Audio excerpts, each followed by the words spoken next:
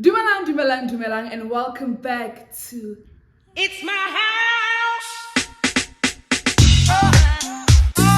Hello everyone, my name is Naledi Letsoalo and welcome back to my house. If you're a returning subscriber, my resident, welcome back home. And if you are a new subscriber, all you got to do to be part of the residents of this house is just to hit that subscribe button somewhere down here and join the family. So guys, I am back with, let's call this season 2 of Becoming. And you guys know now one thing about me, I always am around and I get to witness and experience very, very important people of the community of this South Africa. So today I have a lady that saves so many lives. Kirinje, even today she had to save some lives, and tomorrow she's going to be saving some lives. So having her here is beyond an honor. Ladies and gentlemen, boys and girls, today I have the honor and the pleasure of doing,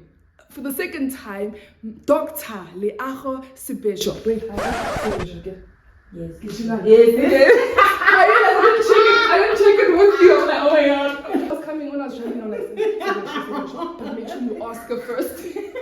Ladies and gentlemen, boys and girls, today I have the honor, the privilege of doing Dr. Leago Sebesho's makeup. Talk about her journey of becoming a doctor and just the wholesome lady that she is. So without wasting any time, let's get into this video. Doctor, welcome. Hello. Welcome back to the seat. Thank you. And thank you so much for accepting this request and invitation. It's a pleasure. As I already explained to you, the series on this channel that I'm trying to push, I feel like as young people, there's so many powerhouses like you, and I am all about giving people their flowers.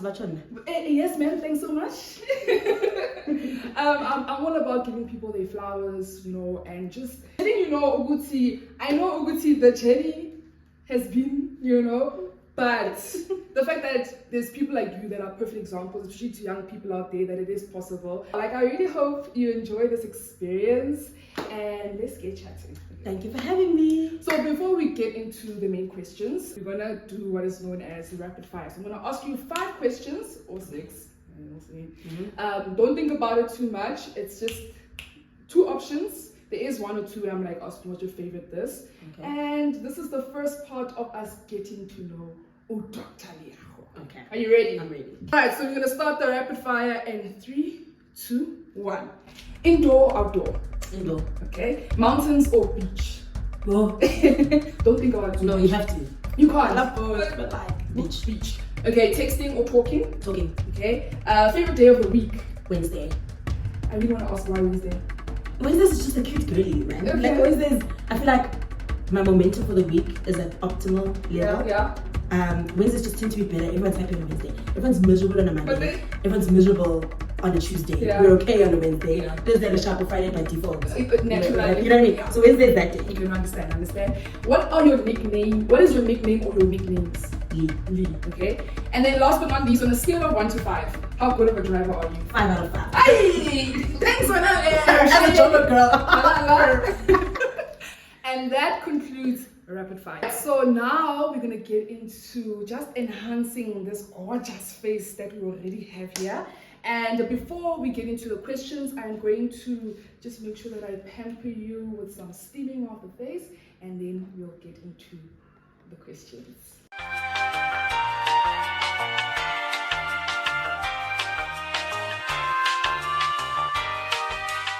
Okay, so now that you've gotten your pampering session, some steam, you're looking revitalized, not that you weren't, I mean, you just need to add that extra. So now we're going to get into the questions, right? And while I ask you the questions, I'm going to start with like your brows, and then you just keep it going. Okay, so you're a doctor. First of all, Apparently. Congratulations. Like, I have a lot of friends that have seen the journey, and I know honestly. So first of all, congratulations on getting that that title, completing what you needed to complete. I do know that you're still in the process of finalizing the whole journey. There's a lot of steps, but we'll get into that. But I just want to know, like, was becoming a doctor always part of the plan? Yeah, I would say yeah, because I think from the time that I was a kid, I've always known I wanted to be a doctor. Like there was never any other career that I wanted to do. I think it's a number of reasons. So the first is probably because my mom was a doctor. Yes. And like as a kid, you always, you know, like for me, I genuinely wanted to be like my mom. Yeah. But also I think I've always was going to end up in a career where I could exhibit service. Oh, okay. Does it make sense? Yes. So the intersection of those two things, I think, is probably the reason why I went that direction. Yeah. I didn't even know if there was any other platform for me to do it because I literally was so set on it. And when I applied for varsity, I applied for medicine. Yes. And then I applied for, what was my second option? XI, actuarial sciences. Oh wow. I definitely did not want to be an actuary. But like, you know that thing in high school where you've got the APS points and alarm, so let's get it. Yes. Yeah. And I think it is one of the problematic things about like our education system is that like they sort of push the high achieving, you know, smart kids towards certain careers, etc. And I definitely think I was part of that demographic. I knew I had the marks for it, so I did medicine. Okay. But luckily for me, it was like I had foundations of wanting to. Yes. It's not something that yeah, it's not. Yeah, I mean, hey, you know. But yeah, I definitely would say yes to that question, that it was part of the plan. Yeah.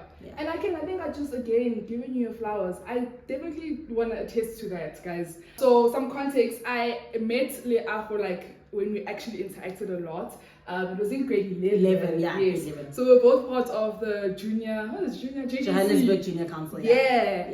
And guys, like, she was so involved. She was really that girl. You know, you were someone that, like, you could interact and communicate with so many people, and just talking to you literally left that place like, yeah man, I can do this, you know. So what a time. Yeah, what a time. That was amazing time. What a time. I wish you could actually, I want to go back to that stage of my life. I'm like, let's go back. Like honestly. So no, when it comes to service, you are the epitome of that, and I think the occupation that you are in is a perfect place for you to flourish in that department. Right, so I'm just gonna fafa is moist and dawning. You can just close your eyes.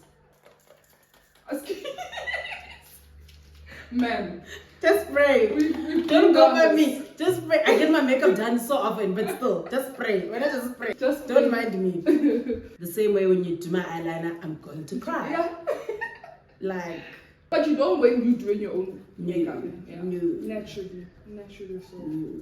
Okay, so now we're going to move on to the brows.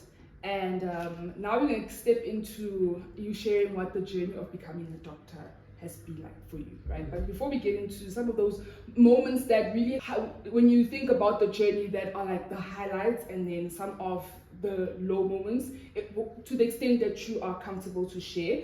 But what are the 5 words or a phrase that you can use to describe how the journey of becoming a doctor has been like for you? 5 words or a phrase? Yeah. It's 5 words. There's 5 words that are chronological, or 5 words that can just be adjectives. It can literally be anything. I would say, oh guys, let me use adjectives. No, I'm gonna make a phrase. Okay. Let's say You're overthinking. it requires yeah, I am, but I must give a good answer. Yeah. And then Wi-Fi, I can't. You know, this is actually funny now. This is actually an issue that I am. People like, be concise. I can't be concise. I want to elaborate. Yeah. Now I love large word counts. No, but you want to elaborate. Then I, 5 words for a phrase. I would say, okay, let's just keep it simple. Yeah. Only with God. Only with God. There we go. Oh, okay. That's what I must say. Yeah. No, I think that concludes the video, guys. That concludes the literally. video. I didn't hire it because she said it. Only with God. I only need 5. Yeah. Only with 3. Only with God. Okay, so let's go into what have been the high moments, or the moments that when you think about the journey, whether from during varsity or even now, that have made this journey worthwhile for you. First of all, I always start like disclaimer, guys. Yeah. Bupiloke up and down. So default, my baseline is up and down as a person. Yeah. I think even approaching the question is difficult because my life doesn't have just highs, just lows. I'm always in a season of my life where I'm having literally concurrent highs and lows and having to find stability in that. So I always say, like, some of the best times of my life, I was experiencing the worst things. Does it make sense? So people don't like what you... Yes. So sometimes it's like, it's the best time of your life. Like, the most incredible things are happening to you, but you're also experiencing some of the worst things. And it's just that, it's almost like, it's out. I'd say it's like they contradict each other, but they don't. So I'll give you a little bit of context. I'm not gonna answer it in terms of highs and lows. I'll just put it all together. Firstly, when I went to UCT, which was my first choice, I wanted to go to UCT. I wanted to study medicine there, and I knew that I was gonna move away from home, and I knew that I was gonna be in this new city. You don't really know how you're gonna make friends, whatever it is, you know. And the only person that I knew when I left Johannesburg was going to be there was a friend of mine, Rafimi. Okay. I did get to UCT and obviously meet people that I've known from like netball or like public speaking competitions or like JJC, like where I met you, and then I ended up being able to sort of build a community from that. But I would say that like the first high would definitely be the community that I formed when I was in varsity.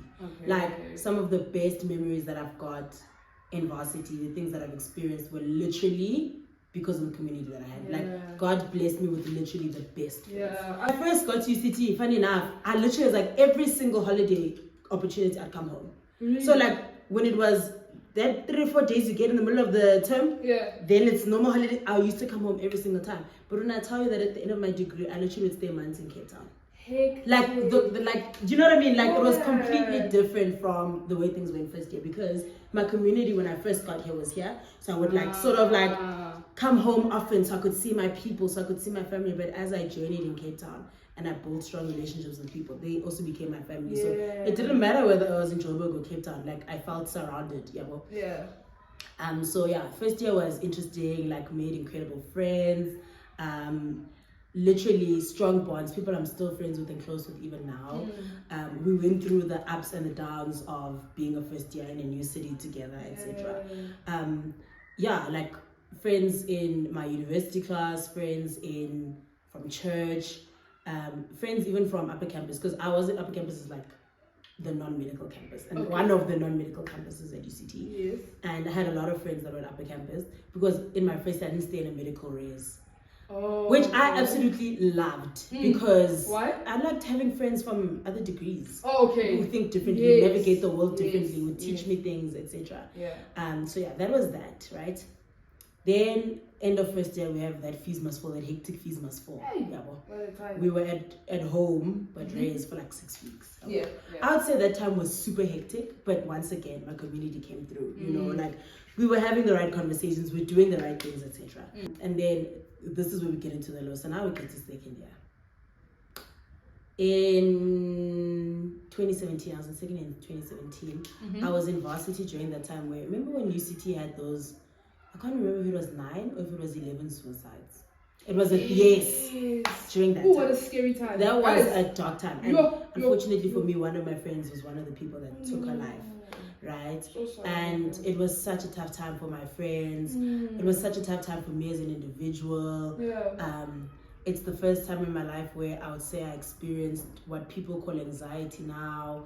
I had a panic attack, had to go to hospital, like all these things that me and my sheltered life in Johannesburg, I had never experienced. You know? And like grieving when you're like 18, 19 years old, that magnitude is super hectic and you're away from home. So we had to navigate that season, and because of that I had academic challenges. Like the first semester, second year was just vibes, guys. My transcript, you can just see, whoa, something was happening, you know. And that was a really tough time. Like it was a really tough time. I tangibly can remember how challenging it was.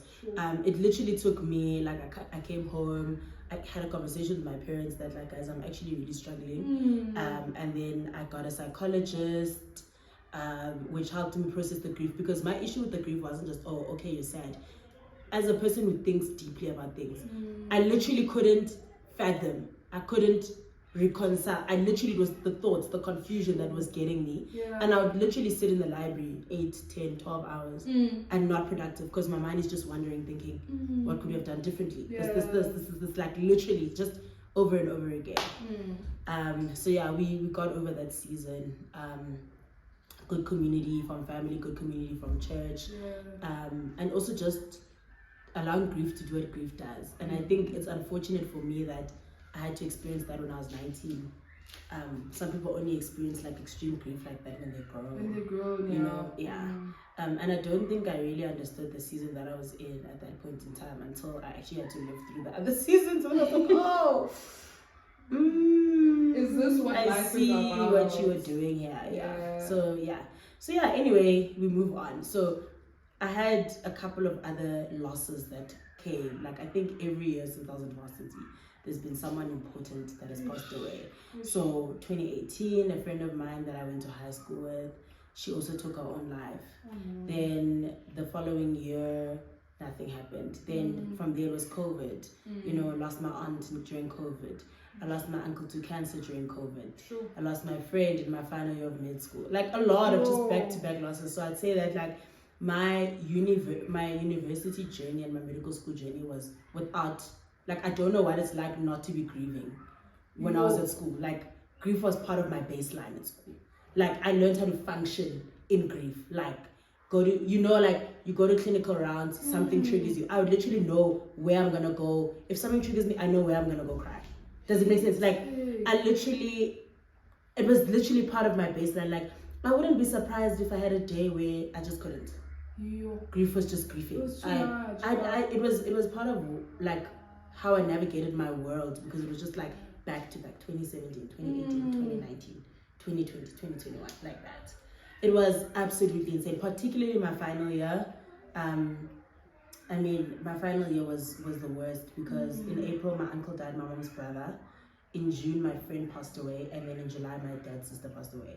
So when you think when you think you're above the water, you're drowning. It was the wildest thing. Like, Naledi, I don't even know how I can explain it. Like, I literally, like, I still remember flying back from Durban from my friend's funeral and going straight to the library to go study for end of block. Like, literally, I literally came back, landed the Sunday, went to the library because I was writing end of block on Friday. And I was so determined to graduate on time. And there were so many times during that year where I was like, maybe I should take a leave of absence. It's a bit much. Maybe I need a break. It's a bit much. Like, it was cool and I was ganini. So, But in the midst of all of that, that's the thing. In the midst of all of that, there's so much going on. Good things are happening, right? My community was always incredible. My family was always incredible. I was able to, I got a travel bursary, went to England and Scotland. I was able to travel the world. I was able to do such good work even in university structures. Like, I don't think the lows are what I remember. I definitely think the highs are what I remember. We did such good work, university structures. We did work in non-profit work. We built communities up. We built people up. Like, we grew as individuals. And when I say, like I said in the beginning, where it's like some of the most incredible times in my life, I was going through the worst things. It's like, for example, when I graduated at the end of 2021, I was so grief-stricken. Like, but it was literally one of the happiest I've ever been. But I had to like contentiously navigate that. There's days where I'm overwhelmed by the grief of it. Mind you, also celebration triggers grief, because you think about all the people that are supposed to be part of that process. So it was that thing of like, I'm so happy, and I had to hold space for the fact that there's parts of me that are grief-stricken. And hence I'm saying, for me, like, my world has never been a dichotomy of highs and lows. It's always been this complex thing of experiencing both at the same time. And I think from what I've picked up, like, your maturity and your mature mindset, because someone that's going through that will probably just feel like how you also felt. You know? So I think it's a mixture of that and also grace. Like, babes, don't even get me started. A lot of it isn't even natural. A lot of it is not even natural. It's supernatural. There are exams that I've written where I passed out and I was just woken up by it. I don't know what I can say. I'm just like, wait, I have to be at a venue in 20 minutes. Like, that happened to me in my second year exams, quite literally, there's been times where it's the middle of the night, you going through what you're going through, you haven't even prepared. I literally say to God, God, they must just take out what I know in that exam. Yeah. The rest, it's literally like, that's what I'm saying, only with God. Because for me, it's that thing of constantly being taken out of the gutters by God. And even when I was angry at him, or I was upset about the fact that I went right back 3 months later, the fact that you've tangibly experienced God and you know the presence of God means you know you can get out again. And I think that's why I was able to survive those cycles of grief, because I had tangible experiences of, okay, fine, he took me out before, I know he can. Even when I didn't want to have faith, faith is just something you know. Natural. Like, you know how the Bible speaks about like living your life in remembrance. It's that thing of like, if you know the goodness of God, right, your life becomes the goodness of God. So even when you are in deep agony, there's always something in you that remembers what God did before. So that was me. Like, there's times I'm like, I'm definitely hopeless. Yeah, like, whoa, I don't know if I'm going to. But I always had the thing of like, God would take me out.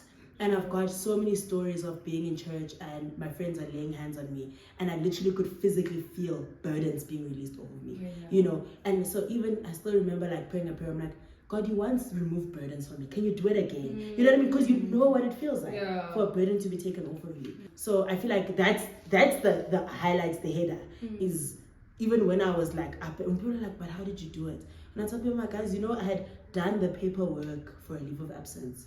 I had filled it in. I was over it. You know, it's literally only God that it's me scratching as if would be for good. It's okay. Embarrassed. Yeah, it's I tell them, I was like, dude, and I just decided, you know what, let me give it another week. Another week came, another month. Then the next thing you know, you're graduating. So what I'm going to do is, because this part requires really, I need to focus, we're going to do the browse of camera, and then I'll be back with the next question. Alright, now that brows are all did, we can get into the next question. So this is just one last question while we're on the topic of you being a doctor. You already covered that, you know, your mom played a huge influence in terms of, you know, you becoming a doctor. Your siblings, what about your siblings? What are the dynamics? Are they also like My siblings are not Dogotelas, my dear.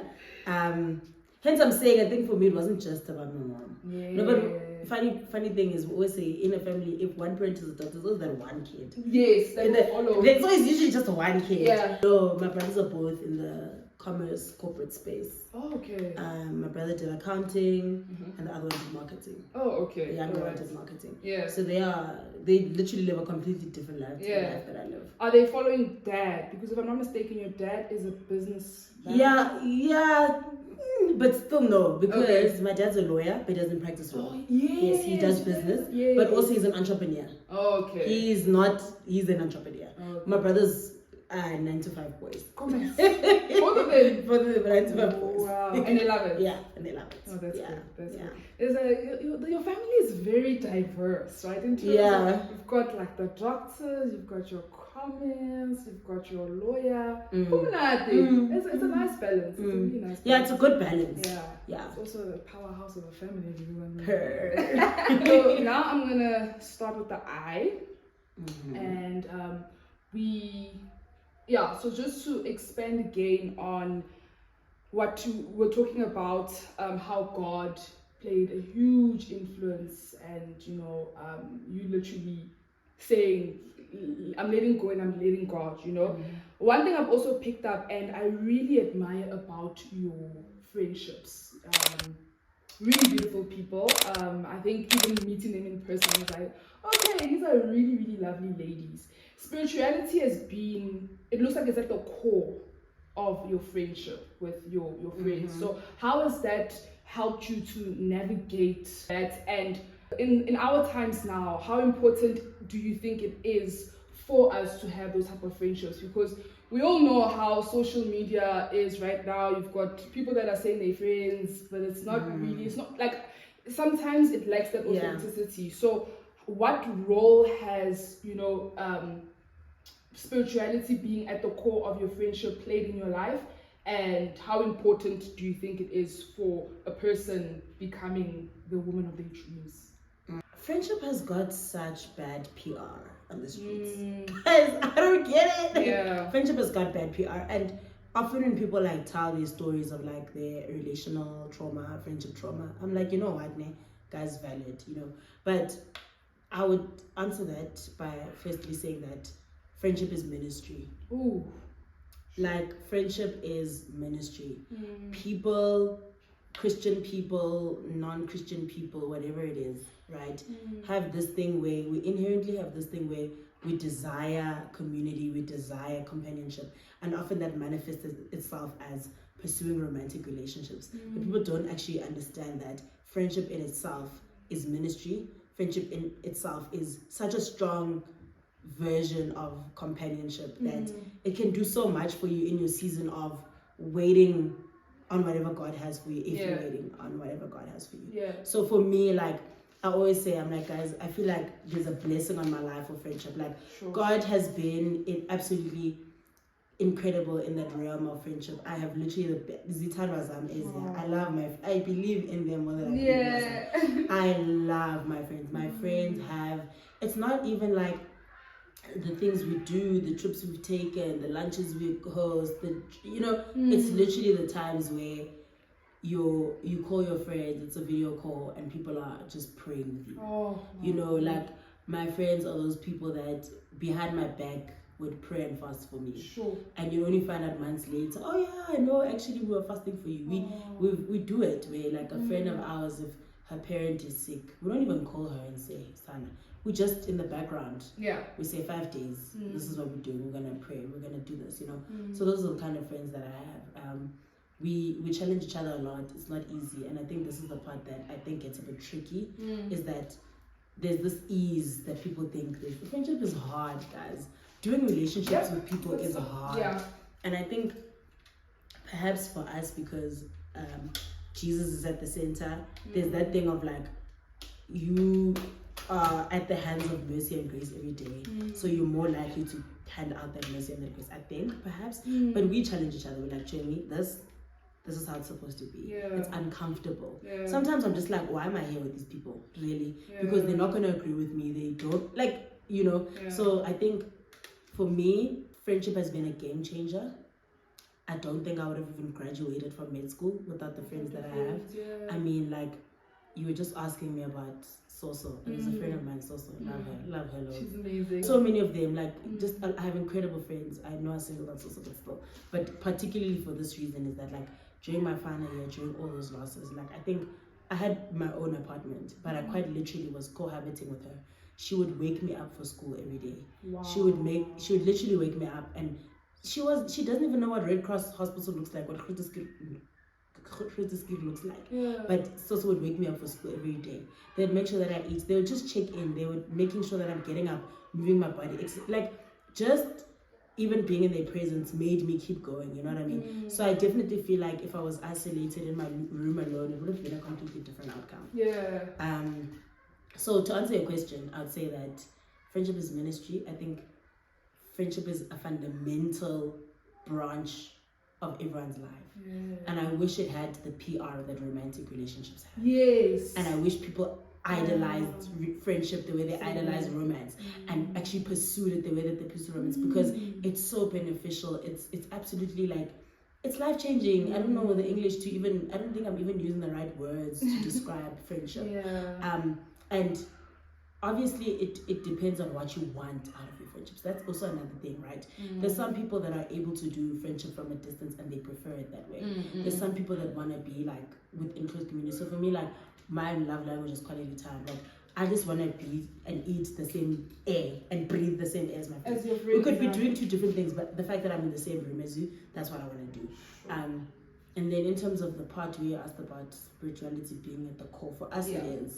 For us it is. Funny enough, I think I wouldn't say that I lost a lot of friends because of it, but perhaps maybe that is the calling a spade a spade.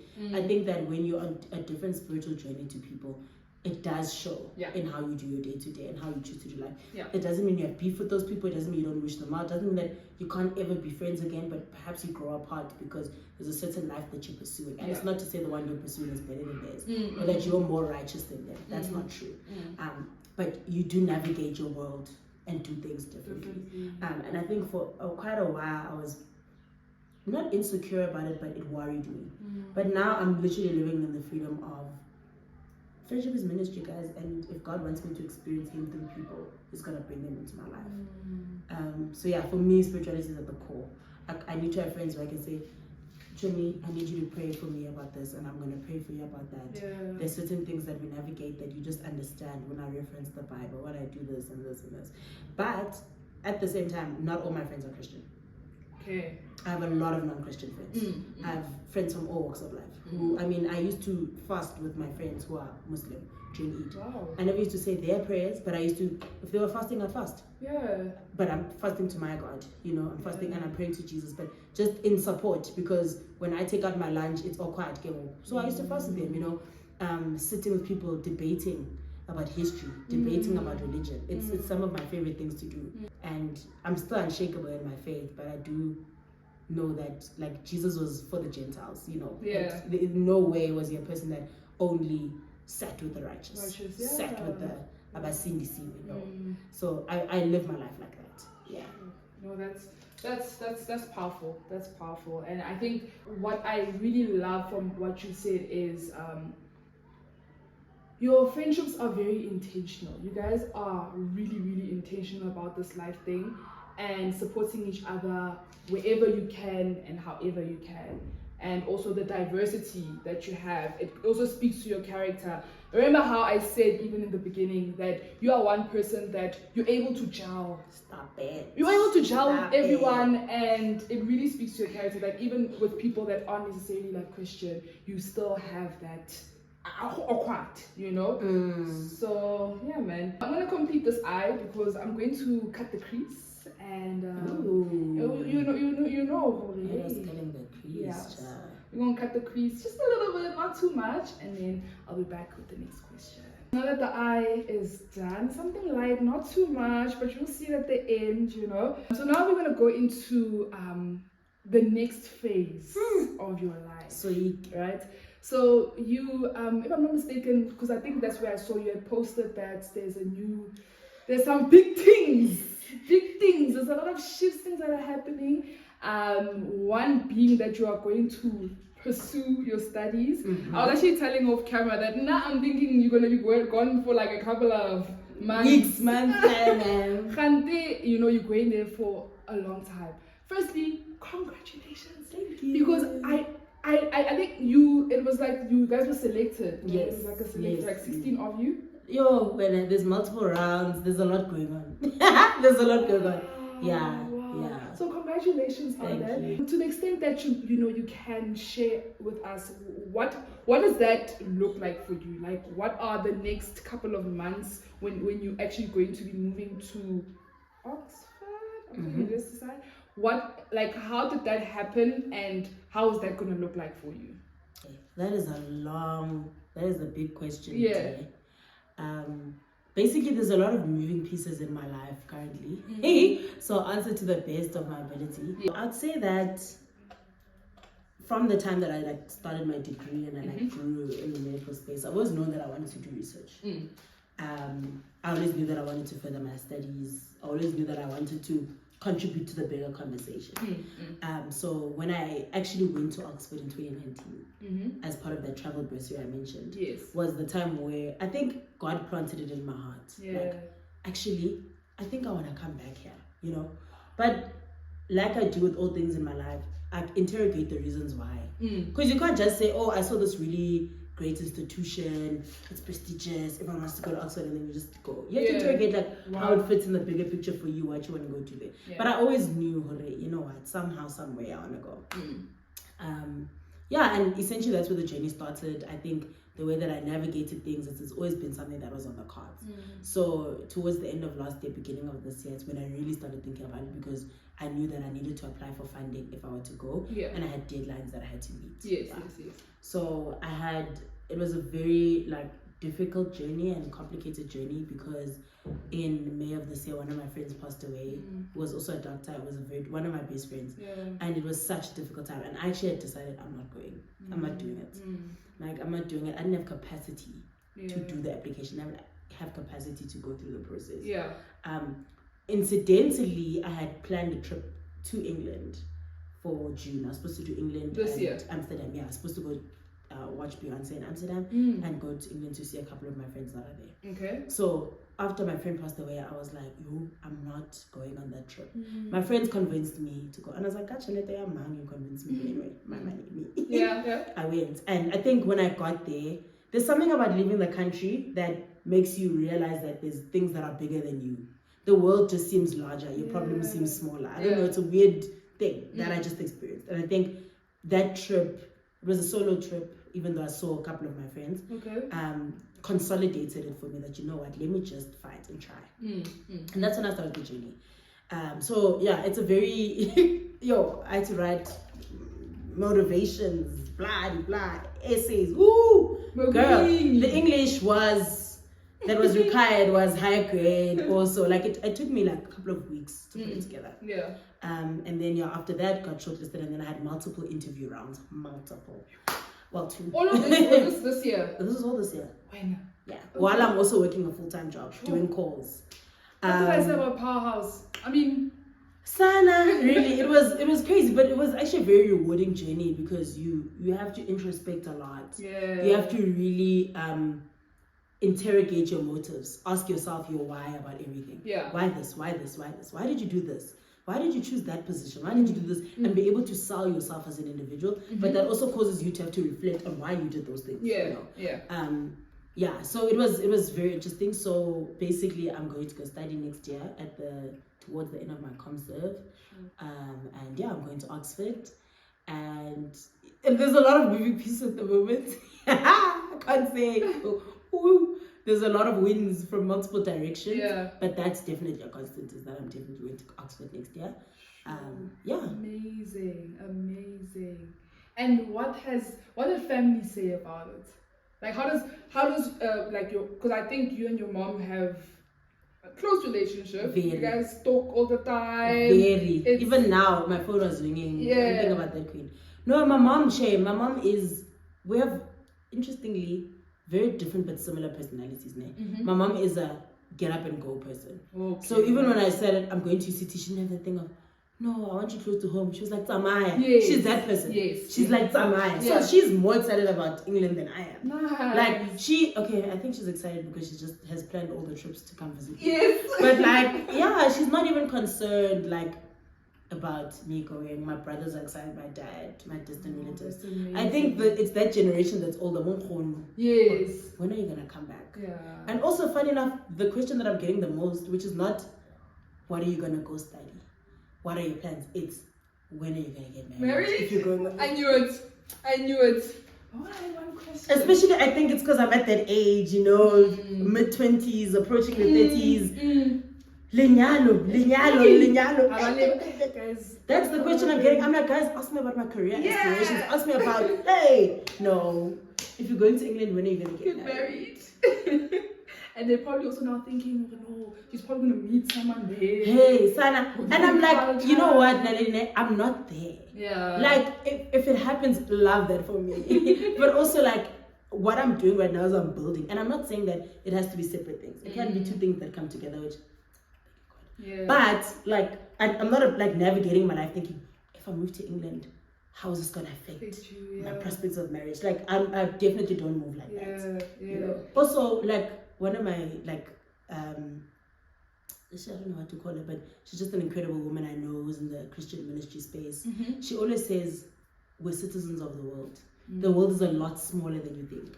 And I think as South Africans we really do have leaving the country phobia. I think as people who we've not had like a hectic diaspora like other countries. Like West African, East African people, for normally you have an uncle there, you have an aunt there, whether it's Canada, whether it's we have this thing of we want to stay, but I'm not like that. I'm literally like, and my wanting to leave SA or being in a position to leave SA has nothing to do with me not wanting to live in SA. Yeah. And I think that's like difficult to navigate because a lot of people that I'm having conversations with are like, I hate it here, I'm leaving. I don't hate South Africa. Yeah. I love South Africa. I intend to settle in South Africa. Yeah. I'm just going to go build. And advance yourself. So when you come back, you know.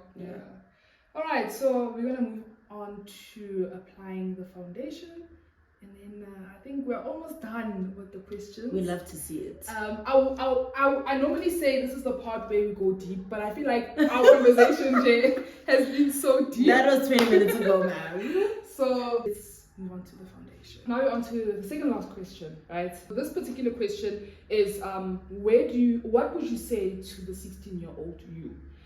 Just to provide context as to why I specifically said 16. I feel like 16, maybe you can relate, is a time where that's when you are really, understanding what it is that you possibly want to do. And yeah, I think at that age is a time where you like, your dreams are just beyond dreams. They're like, okay, how do I make these actual attainable goals? So right now, what would you say to the 16-year-old you who is either wanting, let's actually say 16-year-old you who is toying around with whether or not they want to be a doctor, maybe they are confused, they don't know what to do, they don't even know where to start. What would you, as a big sister right now, say to that particular person? And while you do that, I'm gonna layer the foundation. Being a big sister is so tough. I think I'll start by saying the journey is nothing like what you imagined. The journey is far from perfect, but you can do it. Like, you will do it. That's like the statement that I'd make. It's tough and it's nothing like you imagined, but you can do it. 16-year-old me knew she wanted to be a doctor, and 16-year-old me had the journey played out, and the journey did not look anything like what I dreamt it would be. But I still did it. So I think I would say that, like, with God, everything works out for good. God is present. He's faithful. And even though you will go through ups and downs inevitably in life, it's literally inevitable. It's biblical that, like, there will be valleys and there'll be mountaintops. And I think I imagined my life would only be mountaintops. I never imagined that there'd be valleys, and deep valleys at that. So I think he's the God of the mountain, he's the God of the valley. So 16-year-old me should know that mountains and valleys exist.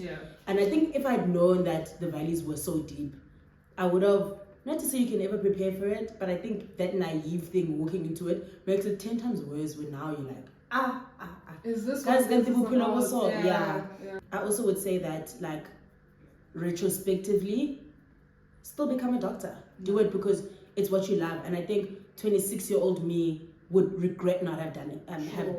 Would regret not having done it. Yes.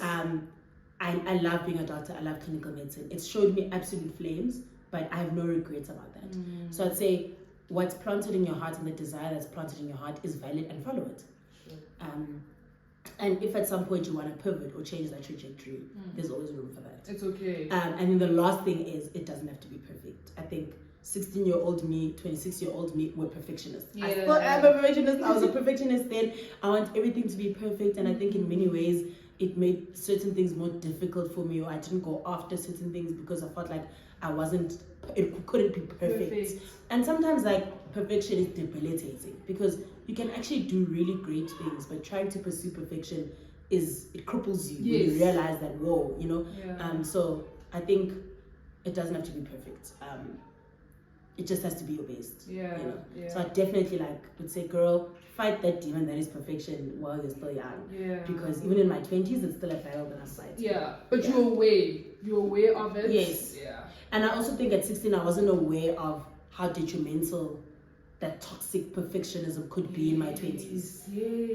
It worked in my favor, especially I think the way that the schooling system is designed, it actually rewards that kind of perfectionism. Doing things by the book. Ticking boxes. It actually is the reason why we did so well. But in the real world, and as you grow older, you realize that that's not the formula always. That's not the formula always. Hard work is definitely, it goes further than being perfect. And hard work definitely goes further than being intelligent. So And then now on to the last question. Nem, where do you see yourself in the next, let's say, 10 years? I'm so glad you said 10 years. Because 5 years, things are oh guys, there's so many moving pieces in my life. The first thing is, I really, really want to change the narrative of like what a doctor's life looks like. Sure. Okay. You know, and I think so many people currently are doing it. You know, as different generation of doctors, like I want to pursue like a work-life balance. Yeah. I want like when I have conversations, it's not just about my patients. It's not just about what I managed to do, but it's actually about my hobbies. Yeah. Like that, hey guys, I'm in this book club. Actually, this is how many novels we've read. These are the conversations we've had. This is what I've written as someone who loves writing, you know. Yeah. So I want to pursue a work-life balance in that I want to give my family my all, whatever my family looks like at that point in time. If I've got children, to give them my all, to give husband my all, to give my family, everyone that is in my life my all, but give my, you know, in all the spheres of my life, I just don't want it to just be about my job and just about that environment. That's the one thing that I hope, like, in 10 years I'll be what, 35, 36, yo, guys. Yeah. I can't believe in 10 years I'm holding. Hectic! That's the first thing. The second thing is hopefully by then I'll have my PhD. I'll be doing really meaningful research that is like groundbreaking in the South African health sector, changing lives. You know, now we're going into the era of the NHI, as you know, and everything looks different for everyone. Hence, I'm saying like we're all trying to like navigate, figure in things this out. period of moving pieces. But I that's the one constant for me, is that whatever I'm doing, it needs to be work that is contributing to building the healthcare system in South Africa, Africa at large, and is particularly going to help vulnerable communities. So that's what I want to be doing by that time. Whether or not I'll be on the clinical platform practicing medicine is part of the moving pieces. But I'll hear what God says about that. And then what else? Yes, I think that's it. What I can say to that is, there's a part where you said you probably would have gotten your PhD. No, I would have. Yeah. I would have got it. Yeah, sorry, sorry, my dear. Like, sorry. No. You are definitely going to get it. And no, in 10 years' time, 100%. Yeah. And Tina will be sitting there in the background cheering you on, and you know, just constantly being inspired by what you are doing, by the person that you are. And I know for a fact that the medical industry and this country as a whole and the world is really, you are the prize. You know, you are. We love to see it. Yeah, no, you are the prize. Thank and you, sis. Any space that you're in, your presence is felt, and it's very, very meaningful. So I just want to say to you, like, you know, just know good to somewhere out there is someone, you know, who's just looking and just going, someone out there, okay. That's me, by the way. I thought you were talking about Indoda. I'm like, even that. I was like, the fact that we did this whole YouTube video, and at least out of everyone in my everyone, they're not worried about Oxford. No. Yeah. They're getting married. Hi, Bo, guys. No, but even that, in God, as you said, in God's time, and God willing, everything will fall into place. And I think your life is an epitome and a testimony of that. So continue doing what you're doing and continue shining. Thank you, sis. So now we are going to wrap up the space and going to highlight, you know, yes, please, I must really, you know. Yeah, and then we'll be back with the final review. Yourself a merry little Christmas night,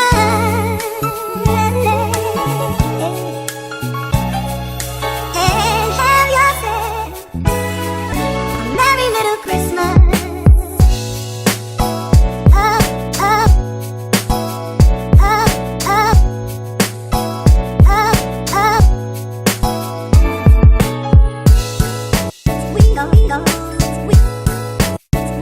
We go.